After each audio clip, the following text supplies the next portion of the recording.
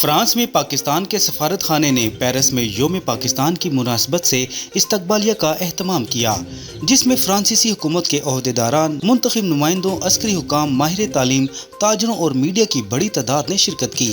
Paris میں مقیم بین الاقوامی اداروں بشمول یونیسکو اور OECD کے سینئر عہدیداروں اور فرانس میں مقیم سفارتی برادری نے بڑی تعداد میں شرکت کی۔ پاکستان میں فرانس کے سفیر نکولس گیلے بھی تقریب میں موجود تھے۔ پاکستانی سفارت خانہ کی جانب سے جاری بیان کے مطابق تقریب کا آغاز پاکستان اور فرانس کے قومی ترانوں سے ہوا اور ایک دستاویزی فلم دکھائی گئی، جس میں پاکستان کے ورثے، ثقافت، کھانوں اور فنون اور دستکاری کو پیش کیا گیا تھا۔ اس موقع پر سفیر اور معزز مہمانوں نے یوم پاکستان کا خصوصی کیک کاٹا۔ سینٹ میں خارجہ امور، دفاع اور مسلح افواج کے کمیشن کے نائب صدر سینیٹر راشد تیمل اور فرانس پاکستان فرینڈشپ گروپ کے رکن اور سفیر ڈیوڈ بریٹولوٹیس، ڈپٹی سیکرٹری جنرل وزارت یورپ و خارجہ امور نے مہمانوں سے خطاب کیا۔ انہوں نے یوم پاکستان کے موقع پر پاکستان کی حکومت اور عوام کو مبارکباد دی۔ انہوں نے پاکستان فرانس تعلقات کی اہمیت کو اجاگر کیا اور خاص طور پر اقتصادی میدان میں زبردست صلاحیت کو اجاگر کیا۔